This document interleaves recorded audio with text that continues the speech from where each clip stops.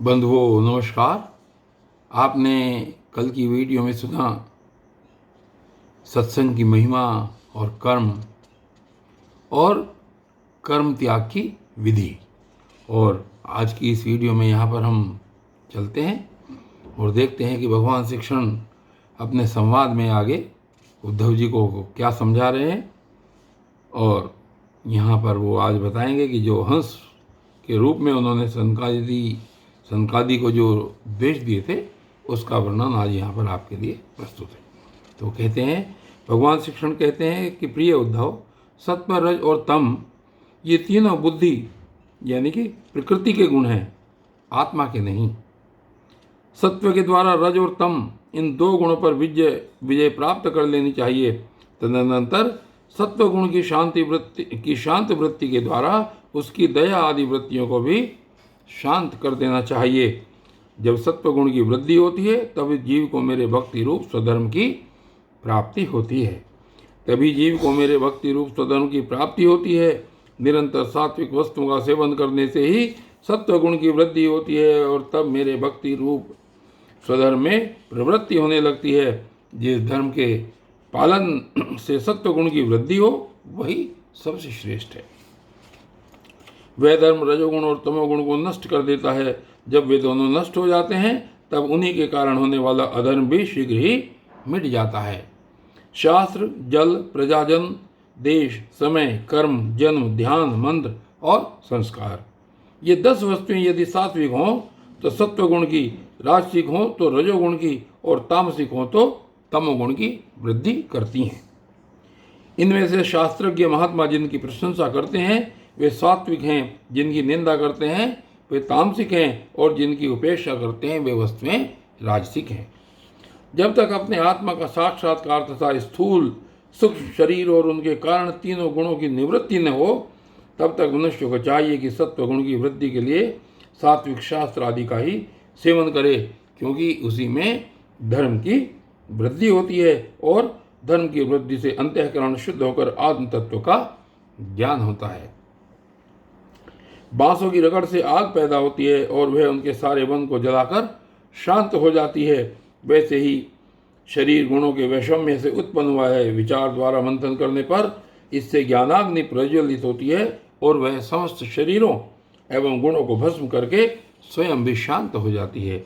उद्धव जी ने पूछा, भगवान, प्राय सभी मनुष्य इस बात को जानते हैं कि विषय विपत्तियों के घर हैं, फिर भी वे कुत्ते, गधे और बकरे के समान दुख सहन करके भी उन्हीं को भोगते रहते हैं। इसका क्या कारण है?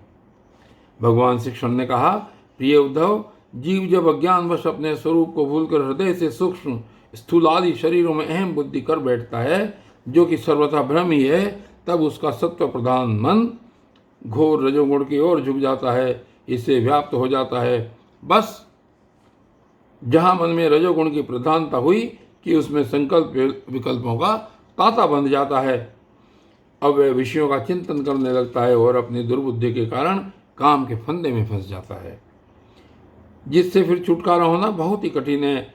अब वह अज्ञानी कामवश अनेकों प्रकार के कर्म करने लगता है और इंद्रियों के वश होकर यह जानकर भी कि इन कर्मों का अंतिम फल दुख ही है, उन्हीं को करता है। उस समय वह रजोगुण के तीव्र वेग से अत्यंत मोहित रहता है।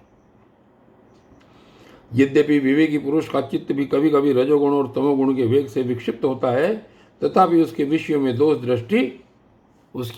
दोष दृष्टि बनी रहती है।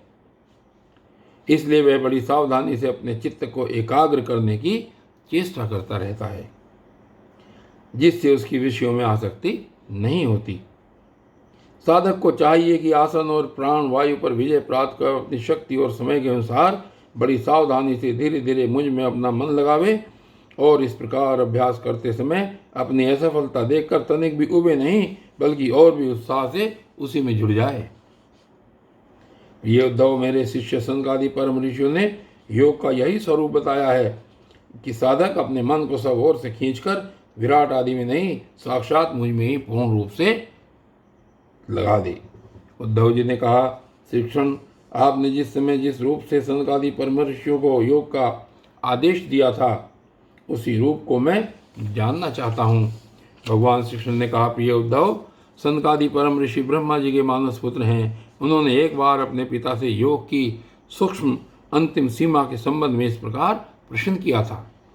सनकादि परम ऋषियों ने पूछा, पिताजी, चित्त गुणों अर्थात विषयों में घुसा ही रहता है और गुण भी चित्त की एक एक वृत्ति में प्रविष्ट रहते ही हैं, अर्थात चित्त और गुण आपस में मिले जुले ही रहते हैं। ऐसी स्थिति में जो पुरुष इस संसार सागर से पार होकर मुक्ति पद प्राप्त करना चाहता है, वह इन दोनों को एक दूसरे से अलग कैसे कर सकता है। भगवान श्री कृष्ण कहते हैं, प्रिय उद्धव, यद्यपि ब्रह्मा जी सब देवताओं के शिरोमणि स्वयंभू और प्राणियों के जन्मदाता हैं, फिर भी सनकादि परम ऋषियों के इस प्रकार पूछने पर ध्यान करके भी वे इस प्रश्न का मूल कारण न समझ सके, क्योंकि उनकी बुद्धि कर्म पर प्रवण थी। उद्धव, उस समय ब्रह्मा जी ने इस प्रश्न का उत्तर देने के लिए भक्ति भाव से मेरा चिंतन किया। तब मैं हंस का रूप धारण करके उनके सामने प्रकट हुआ। मुझे देखकर सनकादि ब्रह्मा जी को आगे करके मेरे पास आए और उन्होंने मेरे चरणों की वंदना करके पूछा कि आप कौन हैं। प्रिय उद्धव, सनकादि परमार्थ तत्व के जिज्ञासु थे, इसलिए उनके पूछने पर उस समय मैंने जो कुछ कहा वह तुम मुझसे सुनो। ब्रह्मा जी, ब्राह्मणों, यदि परमार्थ रूप वस्तु नानात्व से सर्वथा रहित है, तब आत्मा के संबंध में आप लोगों का ऐसा प्रश्न कैसे युक्ति संगत हो सकता है।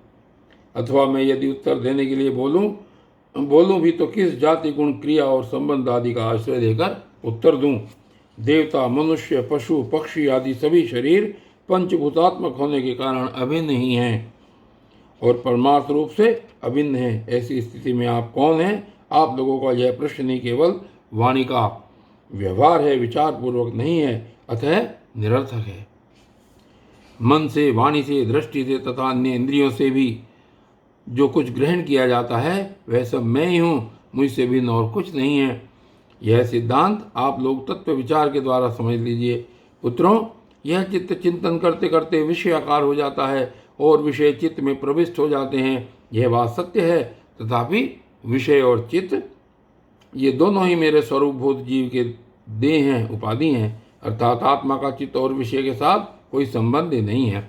इसलिए बार बार विषयों का सेवन करते रहने से जो चित्त विषयों में आसक्त हो गया है और विषय भी चित्त में प्रविष्ट हो गए हैं, इन दोनों को अपने वास्तविक से अभिन्न मुझ परमात्मा का साक्षात करके त्याग देना चाहिए। जागृत, स्वप्न और सुषुप्ति ये तीनों अवस्थाएं सत्वादि गुणों के अनुसार होती हैं और बुद्धि की वृत्तियां हैं, सच्चिदानंद का स्वभाव नहीं। इन वृत्तियों का साक्षी होने के कारण जीव उनसे विलक्षण है। यह सिद्धांत श्रुति, युक्ति और अनुभूति से युक्त है, क्योंकि बुद्धि वृत्तियों के द्वारा होने वाला यह बंधन ही आत्मा में त्रिगुणमयी वृत्तियों का दान करता है। इसलिए तीनों अवस्थाओं से विलक्षण और उनमें अनुगत मुझ तुरीय तत्व में स्थित होकर इस बुद्धि के बंधन का परित्याग कर दे। तब विषय और चित्त दोनों का युगपत त्याग हो जाता है। यह बंधन अहंकार की ही रचना है और यही आत्मा के परिपूर्णतम सत्य, अखंड ज्ञान और परमानंद स्वरूप को छिपा देता है। इस बात को जानकर विरक्त हो जाए और अपने तीन अवस्थाओं में अनुगत तुरीय स्वरूप में होकर संसार की चिंता छोड़ दे। जब तक पुरुष की भिन्न भिन्न पदार्थों में सत्यत्व बुद्धि, अहम बुद्धि और मम बुद्धि युक्तियों के द्वारा निवृत्त नहीं हो जाती, तब तक वह ज्ञानी यद्यपि जागता है तथापि सोता हुआ सा रहता है। जैसे स्वप्नावस्था में जान पड़ता है कि मैं जाग रहा हूँ, आत्मा से अन्य देह और अन्य देह आदि प्रतीयमान नाम रूपात्मक प्रपंच का कुछ भी अस्तित्व नहीं है। इसलिए उनके कारण होने वाला वर्णाश्रमादि भेद, स्वर्गादि फल और उनके कारणभूत कर्म, ये सब के सब इस आत्मा के लिए वैसे ही मिथ्याएं जैसे स्वप्नदर्शी पुरुष के द्वारा देखे हुए सब के सब पदार्थ। जो जागृत अवस्था में समस्त इंद्रियों के द्वारा बाहर दिखने वाले संपूर्ण क्षणभंगुर पदार्थों को अनुभव करता है और स्वप्न अवस्था में हृदय में ही जागृत में देखे हुए पदार्थों के समान ही वासना में विषयों का अनुभव करता है और सुषुप्ति अवस्था में उन सब विषयों को समेटकर उनके लय को भी अनुभव करता है, वह एक ही है।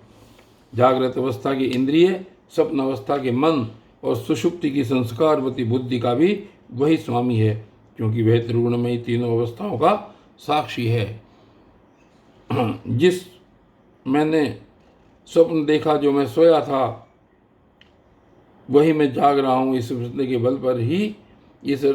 के बल पर एक ही आत्मा का समस्त अवस्थाओं में होना सिद्ध हो जाता है। ऐसा विचार कर मन की ये तीनों अवस्थाएं गुणों के द्वारा मेरी माया से मेरे अंश स्वरूप जीव में कल्पित की गई हैं और आत्मा में ये नितांत असत्य हैं। ऐसा निश्चय करके तुम लोग अनुमान सत्पुरुषों द्वारा किए गए उपनिषदों के श्रवण और तीक्ष्ण ज्ञान खड़क के द्वारा सकल संशयों के आधार अहंकार का छेदन करके हृदय में स्थित मुझ परमात्मा का भजन करो।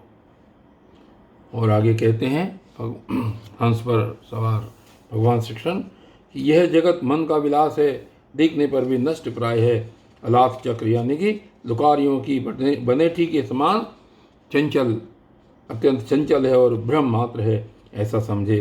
ज्ञाता और ज्ञेय के भेद से रहित एक ज्ञान स्वरूप आत्मा ही अनेक सा प्रतीत हो रहा है। ये स्थूल शरीर, इंद्रिय और अंतःकरण रूप तीन प्रकार का विकल्प गुणों के परिणाम की रचना है और स्वप्न के समान माया का खेल है, अज्ञान से कल्पित है। इसलिए उस देहादि रूप दृश्य से दृष्टि हटाकर तृष्णा रहित इंद्रियों के व्यापार से हीन और निरीह होकर आत्मानंद के अनुभव में मग्न हो जाए। यद्यपि कभी कभी आहार आदि के समय यह देहादि प्रपंच देखने में आता है, तथापि यह पहले ही आत्म वस्तु से अतिरिक्त और मिथ्या समझकर छोड़ा जा चुका है। इसलिए वह पुनः भ्रांति मूलक मोह उत्पन्न करने में समर्थ नहीं हो सकता। देहपात पर्यंत केवल संस्कार मात्र उसकी प्रतीति होते हैं। जैसे मदिरा पीकर उन्मत्त पुरुष यह नहीं देखता कि मेरे द्वारा पहना हुआ वस्त्र शरीर पर है या गिर गया, वैसे ही सिद्ध पुरुष जिस शरीर से उसने अपने स्वरूप का साक्षात्कार किया है वह प्रारब्धवश खड़ा है, बैठा है या देहवश कहीं गया या आया है, नश्वर शरीर संबंधी इन बातों पर दृष्टि नहीं डालता। प्राण और इंद्रियों के साथ यह शरीर भी प्रारब्ध के अधीन है, इसलिए अपने आरंभक यानी कि बनाने वाले कर्म जब तक हैं तब तक उनकी प्रतीक्षा करता ही रहता है। परंतु आत्मवस्तु का साक्षात्कार करने वाला तथा समाधि पर्यंत योग में आरूढ़ पुरुष स्त्री, पुत्र, धन आदि प्रपंच के सहित उस शरीर को फिर कभी स्वीकार नहीं करता, अपना नहीं मानता, जैसे जगा हुआ पुरुष स्वप्नावस्था के शरीर आदि को नहीं मानता। संतकादि ऋषियों, मैंने तुमसे जो कुछ कहा है वह सांख्य और योग दोनों का गोपनीय रहस्य है। मैं स्वयं भगवान हूँ, तुम लोगों को तत्व ज्ञान का उपदेश करने के लिए यहाँ आया हूँ, ऐसा समझो। विप्रवरों, मैं योग, सांख्य, सत्य, ऋत, मधुर भाषण, तेज, श्री, कीर्ति और दम इन सब का परम गति, परम अधिष्ठान हूँ। मैं समस्त गुणों से रहित हूँ और किसी की अपेक्षा नहीं रखता। फिर भी साम्य, असंगता आदि सभी गुण मेरा ही सेवन करते हैं, मुझ में ही प्रतिष्ठित हैं, क्योंकि मैं सबका हितैषी, सुहृद, प्रियतम और आत्मा हूँ। सच पूछो तो उन्हें गुण कहना भी ठीक नहीं, क्योंकि वे सत्वादि गुणों के परिणाम हैं और नित्य हैं। प्रिय उद्धव, इस प्रकार मैंने संतकादि मुनियों के संशय मिटा दिए। उन्होंने परम भक्ति से मेरी पूजा की और स्तुतियों द्वारा मेरी महिमा का गान किया। जब उन परम ऋषियों ने भली भांति मेरी पूजा और स्तुति कर ली, तब मैं ब्रह्मा जी के सामने ही अदृश्य होकर अपने धाम में लौट आया। और बंधु, आज के इस अध्याय में सिर्फ इतना ही, और आगे के अध्यायों में, आगे की वीडियोज़ में ये कथा इसी प्रकार चलती रहेगी। तब तक के लिए धन्यवाद।